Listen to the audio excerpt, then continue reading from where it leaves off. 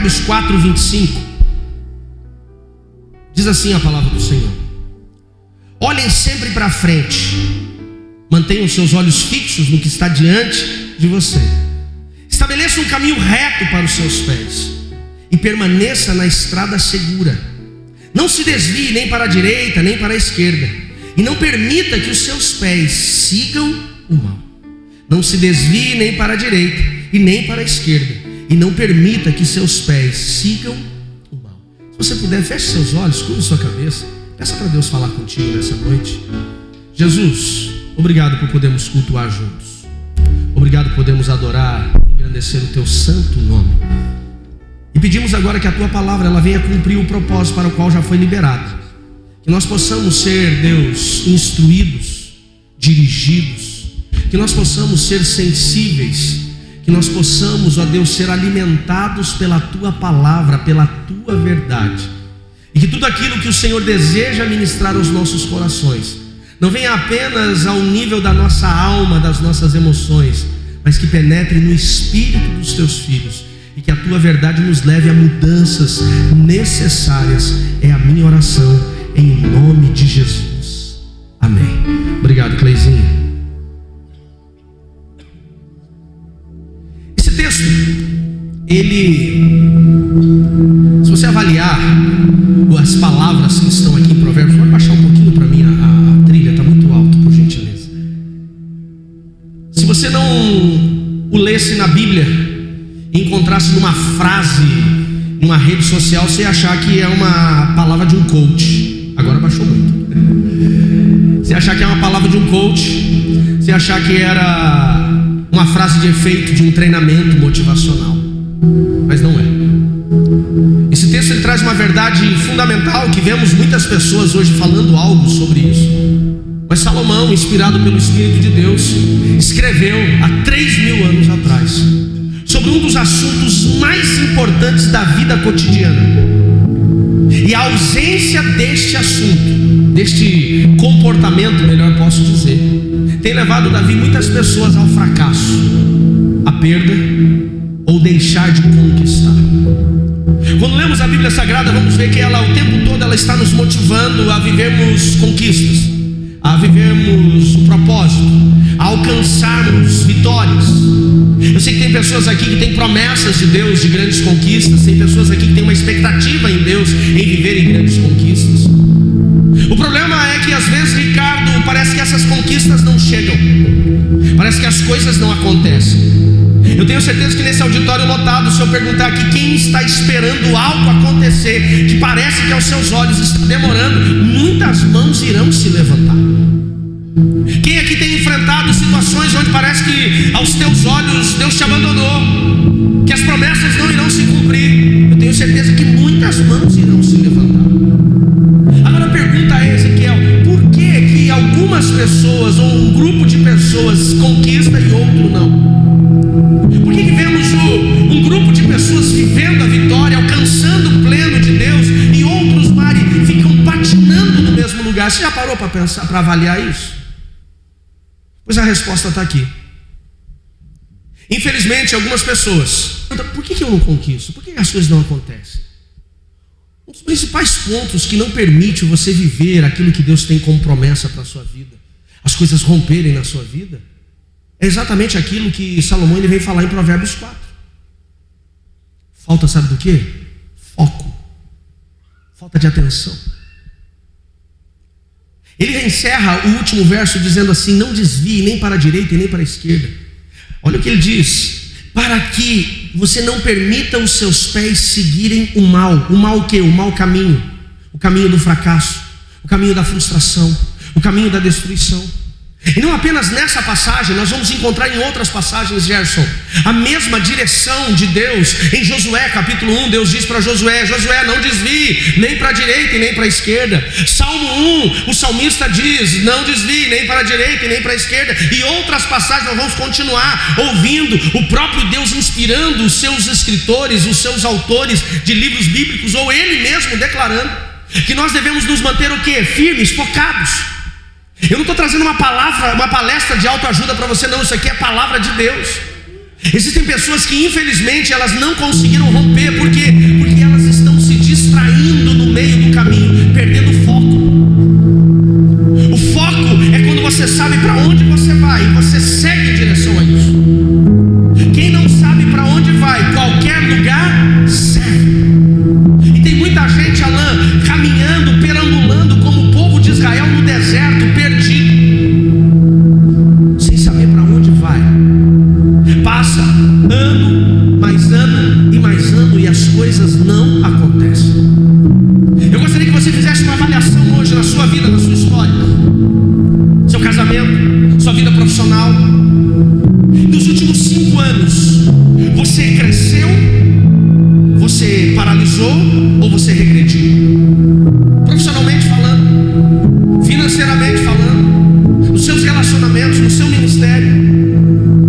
Sabe o que nós vamos descobrir? Infelizmente, existe um grupo de pessoas que nos últimos 5, nos últimos 3, nos últimos 2 anos, eles não romperam, pelo contrário, ou eles paralisaram, ou eles regrediram. E paralisação ou você regredir tem infelizmente a mesma resposta. Muitas vezes a culpa disso é o quê? As distrações da vida. E se tem uma coisa que o inferno é bom, reza, é em gerar distrações. Ser atacado ou tentado para se distrair não é pecado. Nós vamos ver que grandes personagens bíblicos passaram pelas distrações. O pecado está em você aceitar a distração, em você se deixar ser conduzido pela distração. Infelizmente, o próprio Jesus, quando ele sai do seu batismo, a Bíblia diz que ele é levado pelo Espírito Santo ao deserto a fim de ser tentado. E se você avaliar os 3 níveis de tentação que Satanás traz contra o próprio Jesus, o Messias, o Salvador, o Filho de Deus, você vai ver que ele está trabalhando muito no quê? Em tirar o foco, em fazer ele distrair. Existem situações que nós somos tentados, que aparentemente são desejosas, são agradáveis, que elas têm o objetivo apenas de tirar você do lugar onde você deveria estar. Conheço hoje casais que estão passando em crises terríveis, que estão passando por divórcio, casais que estão passando por problemas sérios. Por quê? Porque em algum momento ele perdeu o foco, ele se distraiu, ele olhou para o lado e não deveria ter olhado. Na vida ministerial a mesma coisa, vida profissional, financeira não é diferente. O livro de Neemias, no capítulo 6, no verso 2, coloca para mim por gentileza, filha. Neemias capítulo 6, verso 2, conta a história, né? Vou resumindo aqui a história de Neemias enquanto nós colocamos ali. Que Neemias, ele estava escravo de Artaxerxes. O povo de Israel começava a voltar da Babilônia ou da escravidão da Pérsia, agora que dominava o império, para Jerusalém. E ele, escravo, queria saber como estava a cidade de Jerusalém. Esdras já tinha ido com um verdadeiro tesouro para reconstruir a cidade. E Neemias, como copeiro do rei, encontra seu primo Hanani, que vem de Jerusalém, e ele pergunta: como está Jerusalém? Como está o povo? E Hanani diz: rapaz, a cidade está um caos. Os muros continuam em ruínas, o templo continua destruído. Ele falou: mas o que foi feito? Nada. As pessoas estão na miséria, passam fome. E a Bíblia diz que o coração de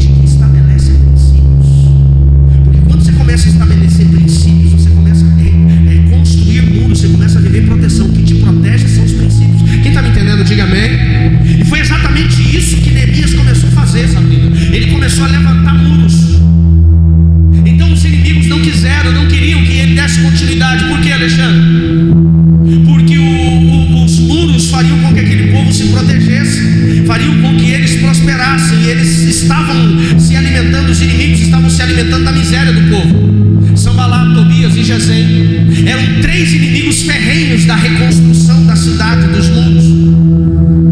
Então a Bíblia diz que aqueles homens começaram a oprimir Neemias para que ele parasse a obra. Começaram a tentar desestabilizar o seu posicionamento. Mas a Bíblia diz que ele continuou focado. Aqui em Neemias capítulo 6:2 diz assim: então Sanbalat e Gesem mandaram dizer a Neemias: vem, vamos nos congregar juntamente nas aldeias, no vale do Ono. Porém, intentavam lhe fazer mal. Sabe o que eles disseram? Neemias, vamos tomar um café, Neemias. Vamos conversar.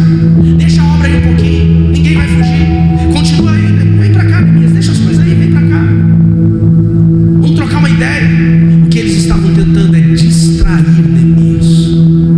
Agora, qual foi a resposta de Neemias? Isso aqui deveria ser uma palavra rema para as nossas vidas. E Neemias diz: então enviei-lhes mensageiros dizendo: faço aqui uma grande obra, de modo que não posso parar, porque se parar, cessaria esta obra enquanto eu a deixasse para ir ter com vocês. Tem muita gente que está sendo distraído no meio do caminho, e ele está parando a grande obra, o processo, o propósito. Por isso não está rompendo. Quem está me entendendo, diga amém. Quais são as distrações do seu caminho? Já parou para avaliar? O que tem tentado tirar você do seu foco? O que tem tentado desviar a sua atenção? A definição de distração é o ato ou efeito de roubar atenção ou dividir a atenção para vários assuntos diferentes. Sabe por que tem pessoas que não conseguem romper financeiramente? Porque ele faz um monte de coisa, mas não faz nada. Sabe aqueles restaurantes que você vai? A gente encontra isso muito no litoral. Santa Catarina tem muito isso. Você passa assim no restaurante e é assim: buffet de pizza, buffet de sopa, buffet de sorvete, massa, frango. Já viu esses restaurantes assim? Você entra para comer lá, nada é bom. Tem muito, mas nada é saboroso. Concorda comigo? Já passou? Para aquele que gosta de comer muito e não se preocupa com qualidade, só com quantidade, beleza, resolve. Mas nada presta. A comida é ruim, não tem tempero, o cheiro é ruim, o banheiro é desconfortável. Por quê? Porque não tem foco. E principalmente coloca, e eu acho legal, tem comida barata. Amém, gente? Mas às vezes é barato demais pelo muito que oferece. Por quê? Porque não oferece nada. Você não vai encontrar numa cantina, né, um restaurante específico, comida italiana. Você não vai encontrar comida hindu. Comida, gastronomia francesa. Você não vai encontrar tutu de feijão. Por quê? Porque é específico. Foco. O problema é quando a gente começa a fazer muito, a gente não faz nada. Por quê? Porque a gente começa a se desviar, se distrair, olhar para a direita e olhar para a esquerda. Quem está me entendendo, diga amém. Essa é uma realidade, seja nos negócios, seja nas finanças, seja na vida ministerial, seja na vida com Deus. Por isso que o sábio Salomão, ele diz: olhe sempre para frente. Mantenha seus olhos fixos adiante. Se você pegar uma estrada, uma linda paisagem, você como condutor não pode ficar prestando atenção na paisagem.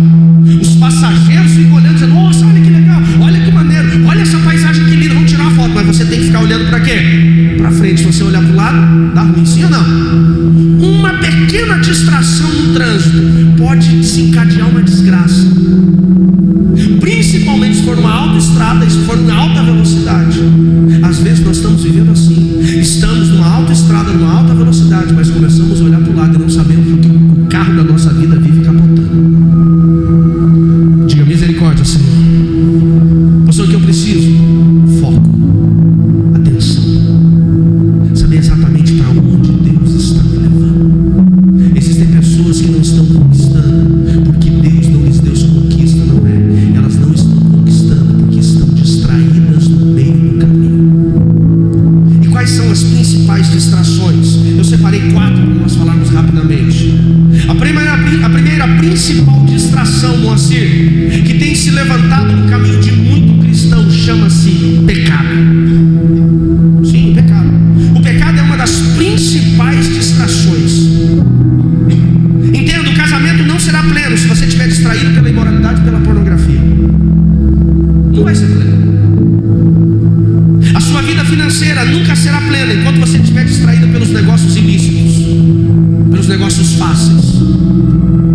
vida espiritual nunca será frutífera se você estiver distraído pelos ventos de doutrina e pelas conversas fiadas. Sabe por que infelizmente as igrejas, eu vou dizer igrejas, mas eu poderia até chamar de as seitas, crescem no Brasil de uma forma estrondosa, com mentiras teológicas, que quando você ouve, você fala assim: como é que alguém cai nisso? Esses profetas malditos do Pix que não são de Deus. Eu estou falando, meu irmão, se você tem seguido esses malucos da internet, você manda um Pix para ele mandar uma revelação para você, você é mais louco do que ele. Com todo amor e carinho eu digo, desculpa, me perdoa. Cuidado, gente, pelo amor de Deus. Tem muito crente se distraindo com esse monte de baboseira. Pastor, você não acredita na palavra profética? É claro que eu acredito. No ministério profético? É claro que eu acredito. Nós somos uma igreja profética, apostólica, amém, queridos? Mas nós acreditamos na verdade que vem da palavra de Deus. Deus pode usar profetas? Pode, mas a grande maioria das vezes que Deus usou profeta no Velho Testamento é porque o povo estava longe demais dele. Você quer revelação da palavra, quer revelação de Deus? Vai para a Bíblia, faz devocional todo dia para você ver se Deus não fala contigo todo dia. Desculpa, gente, quem manda Pix, porque eu não sei nem por que eu estou falando sobre isso, não falei sobre isso hoje de manhã, mas quem fica atrás de profeta de Pix, mandando Pix para profeta, é a mesma coisa que você está indo na cartomante e ela tirar uma cartinha do tarô para você. Desculpa a minha sinceridade, mas são as distrações.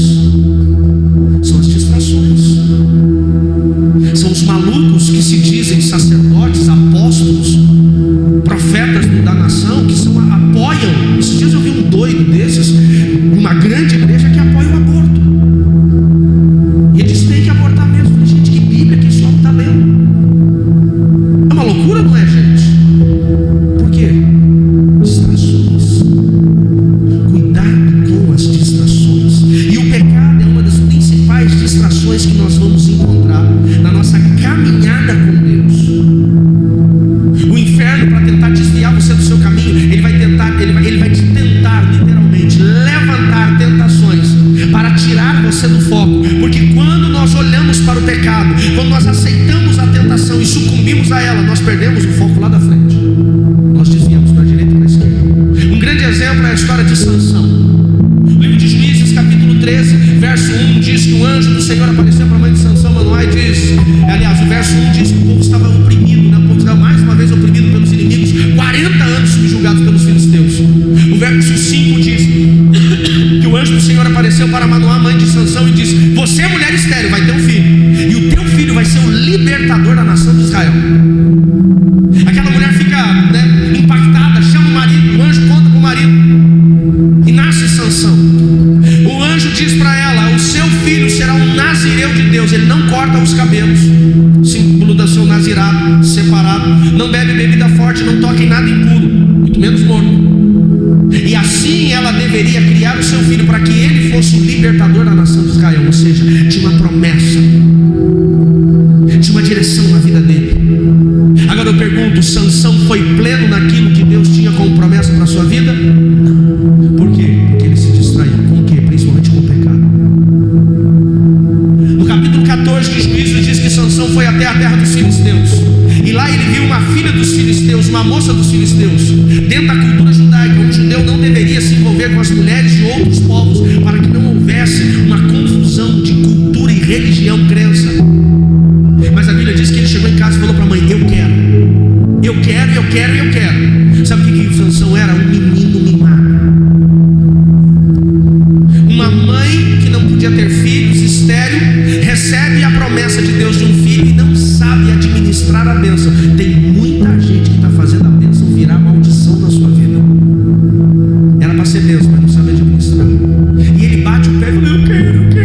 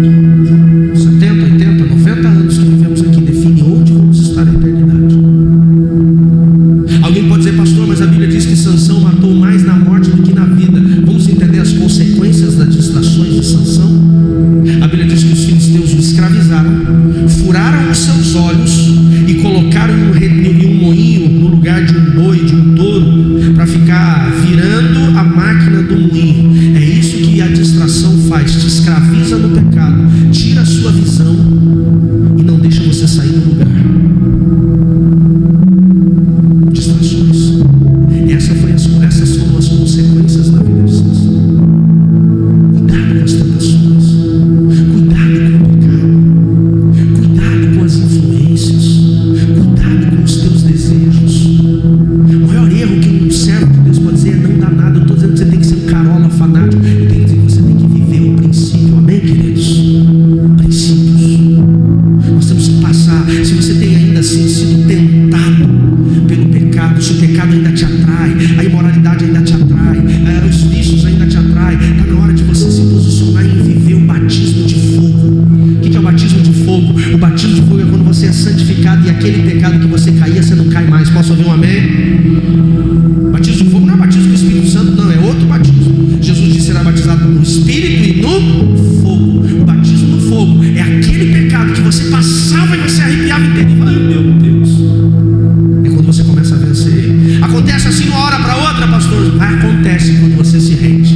Amém, queridos? Segunda distração que nós encontramos. A primeira é o pecado.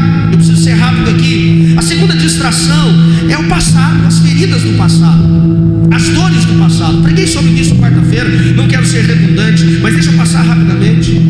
Existem pessoas que elas não conseguem romper. Por quê? Porque elas estão focadas naquilo que foi gerado lá atrás, estão presas na dor.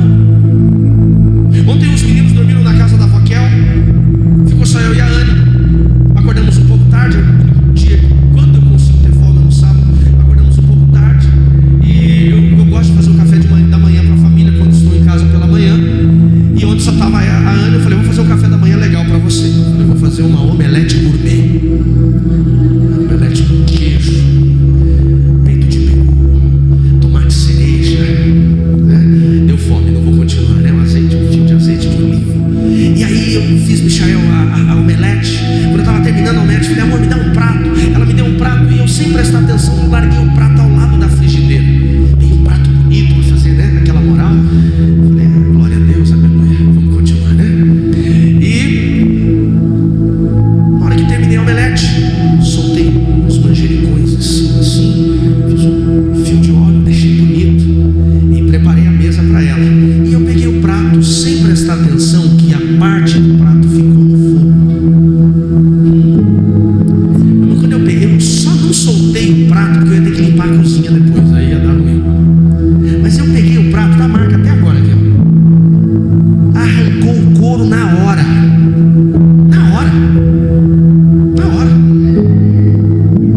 Eu abençoei o prato, a mãe do prato, aproveitei e abençoei logo o fogão também. Perdi a fome. E sabe o que aconteceu? O resto do meu dia eu fiquei distraído pela dor da mão. Ô dorzinha do Satanás. E aquilo incomodou. E depois que queima, parece que fica cozinhando ainda. Aí eu coloquei a mão no gelo, não estava bom. Eu colocava a mão para cima e para baixo. Aí a Anne falou: vou passar uma pasta de dente. Aí desgraçou de vez. Ela falou: tá bom, foi. Eu até esqueci minha programação do resto. Eu fiquei o dia inteiro pensando no quê? Na dor. Até hoje estou pensando nela. Porque quando você não resolve as suas feridas do passado, elas se tornam distrações. O casamento não rompe, a vida financeira não rompe, o ministério não rompe. Por quê? Porque você está olhando para as dores, você está incomodado, desconfortável pelas dores. As dores do passado são ferramentas que o inferno tem usado para distrair, professor Luiz, muitas pessoas, elas não dão conta disso. Pastor, o que eu tenho que fazer? Resolve. O maior erro que uma pessoa pode cometer, pastor Dodô, é por conta do seu passado. Ele diz: vou colocar uma pedra em cima. Deixa a pedra aí. Meu irmão, onde existe pedra, você vai encontrar minhoca, lesma, barata e sujeira. É verdade ou não é? Vai no seu terreno, pega aquelas pedras bonitas e olha embaixo para ver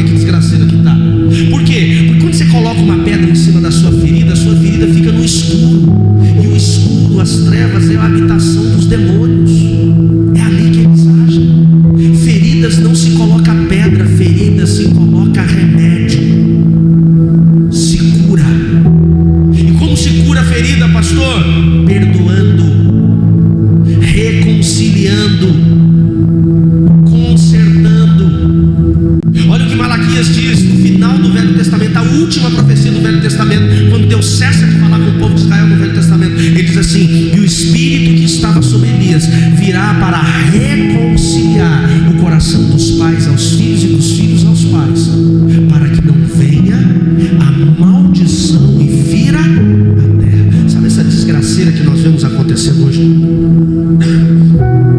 no Brasil, nas cidades? Filho matando pai, pai matando filho, drogas, confusões de identidade, tudo isso que nós estamos vendo que nos assusta, sabe o que é? Isso é consequência da ausência de reconciliação.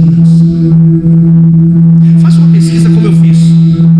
Quais são os países mais violentos do mundo? Faça primeiro essa pesquisa.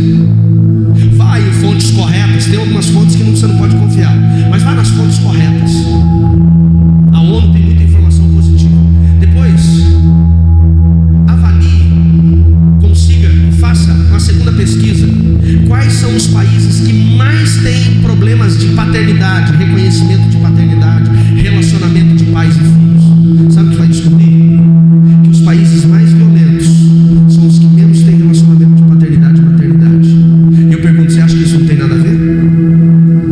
Quais são os estados mais violentos do Brasil? Rio de Janeiro, Bahia. Quais são os estados que mais têm problema de abandono de filhos? Rio de Janeiro, Bahia. Pega as cidades com o pior IDH do Brasil. Tem uma cidade aqui no Paraná chamada Doutor Ulisses, é o pior IDH do estado. Uma cidade pobre, o povo sofre. Um bando de político corrupto roubando o povo. Mas sabe qual é a maior dificuldade dentro do IBGE lá? O maior problema daquela cidade? Pai reconhecer paternidade. O maior índice de processos de reconhecimento de paternidade estão nessas cidades. Por quê? Porque onde não tem reconciliação de pais e filhos, tem maldição. Quem está entendendo, diga amém. Aí você pode dizer, pastor, mas eu não vou resolver o problema do país. Você não resolve o problema do país, mas você resolve o problema da tua vida. Arruma suas coisas, sua vida. Você que é pai, está longe dos filhos. Meu filho não quer saber de mim. Vai para Deus, busca uma forma de ganhar o coração dele e reconquista. Mas faz 20 anos que eu não vejo, reconquista. Meu pai me abandonou, libera perdão para ele. Libera as promissórias que você está carregando no seu bolso.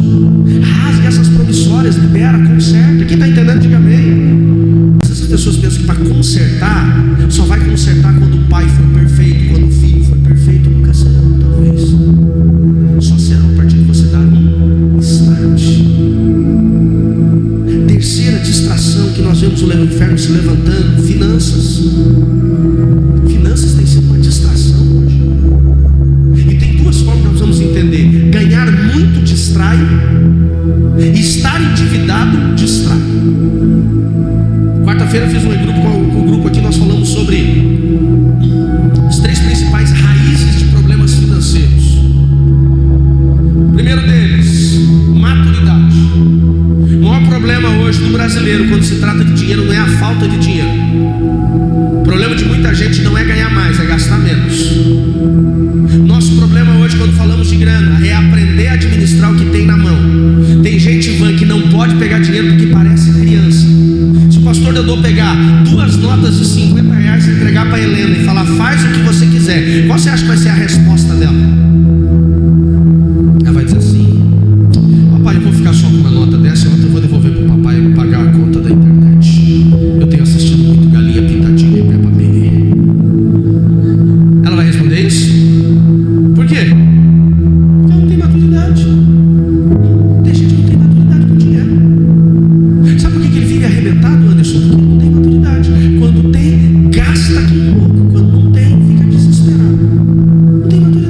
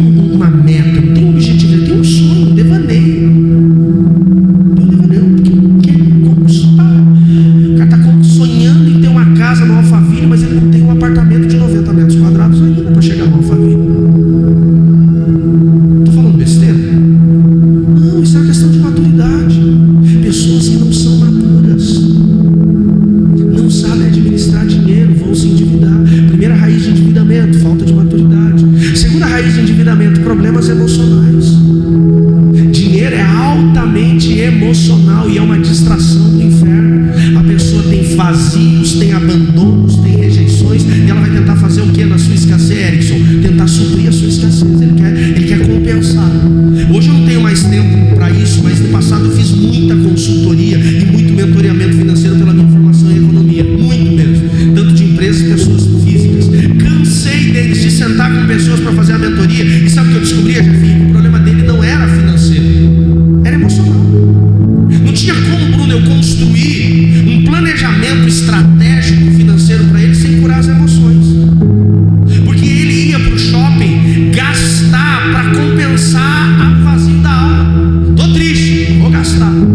Tô triste, vou comer. Tá aqui a Mari, que é nutricionista, que encontra de gente, ó, não é? A pessoa tá triste, vai fazer o quê? Pote de sorvete, meu irmão, isso é um cão na sua vida. O que gera endorfina? Gastar, comer e fazer academia. Às vezes você entra na academia, se o cara não é um profissional, o cara tá 5 horas dentro da academia, Léo. Ah, meu irmão, aí tem um vazio na alma, aí tem uma tristeza, tem uma frustração. Mas como nós não somos muito da academia, o que a gente faz? A gente fica gordo e pobre. São as compensações. Cuidado com as distrações. Distrações financeiras. Ah, pastor, eu não vim aqui para receber uma palestra financeira. Isso aqui não é palestra financeira, não. Isso aqui é Bíblia, é princípio bíblico. Romanos 13:8 diz: não devam nada a ninguém a não ser o amor. Tem que resolver. Temos que resolver as nossas feridas, as nossas dores. Terceiro raiz de problemas financeiros: espiritual. Dinheiro é altamente espiritual. Mais de 8.000 passagens na Bíblia que falam sobre dinheiro. Altamente espiritual. Nós só não damos conta disso. O que é o dinheiro espiritual? No passado, o homem foi lá no prostíbulo, colocou o dinheiro dele naquele prostíbulo. Quando ele colocou o dinheiro lá no prostíbulo, ele construiu um altar e colocou um sacrifício naquele altar. Todo o dinheiro dele vai passar por esse altar enquanto ele não destruir esse altar. Não tem como. Enquanto ele não viveu o processo de renúncia. Comprou uma coisa roubada lá no passado. Fez um negócio ilícito, foi injusto, construiu um altar de